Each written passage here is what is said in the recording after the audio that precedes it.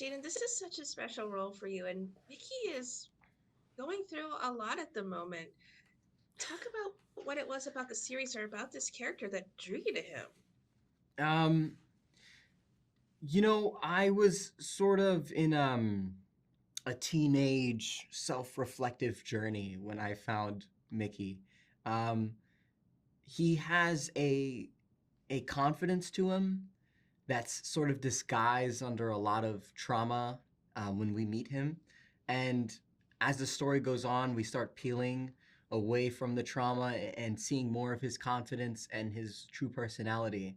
And, you know, it taught me a lot about myself because I was always so afraid of my confidence. I always felt like I had some and but I always threw it to the side. I felt like it was destructive and it only led to poor decisions and I didn't trust myself in that way. But seeing Mickey unfold through the story and seeing how his confidence he used it for good and he learned to be supported by his peers and to trust his confidence. It inspired me in a lot of ways to trust myself as well. So it's a it's sort of a it was more of a introspective adventure with myself while I was having this very inclusive adventure with Mickey Bolitar and his friends. Well, speaking of friends, Adrian, I think that Spoon is one that we might all need in our life. He's like blindly loyal, kind of loving in a way as well. I mean, all those hugs that you're just willing to dole out when Mickey needs them. I think I'm curious to find out what is it about Mickey that really makes Spoon BFF material, or is it just that he sees a new person and there's a chance for a real friend finally in his life? I think Spoon would extend that energy upon meeting anybody. I think that's part of his nature.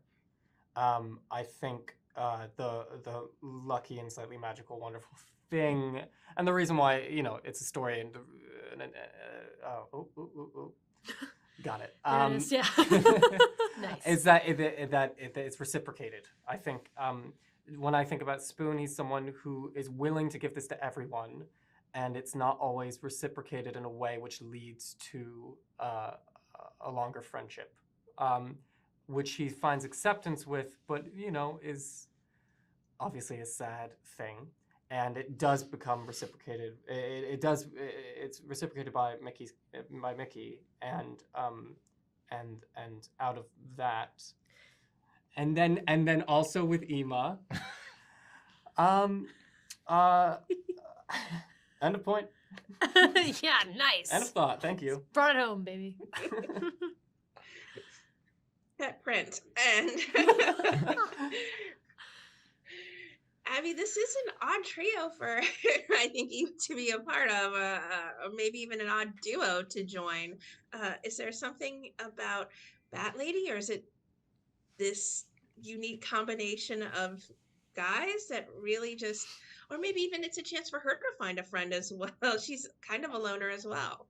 Yeah, she's very much a misfit, very much a loner. I think it's the classic band of misfits, I think she's never really had a real friend or a very true friend in her life, and I think Mickey coming up to her so innocently with such an open mind and heart, like with no agenda, I think is something she never really experienced before. I think she's often used to people wanting something out of her, and I think she's known Spoon for a bit longer because they've been at the same school.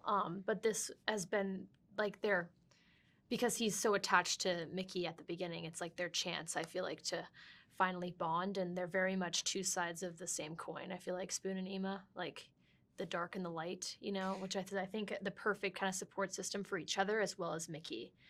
And yeah, it is a weird trio, but I think that's the magic of the show and the book itself is that Harlan said it to us early on, and Adrian mentioned this earlier, that the show or the book, the story isn't a fantasy, but the very magical part about it is how quickly we become friends, and that is kind of like where the magic is. So yeah.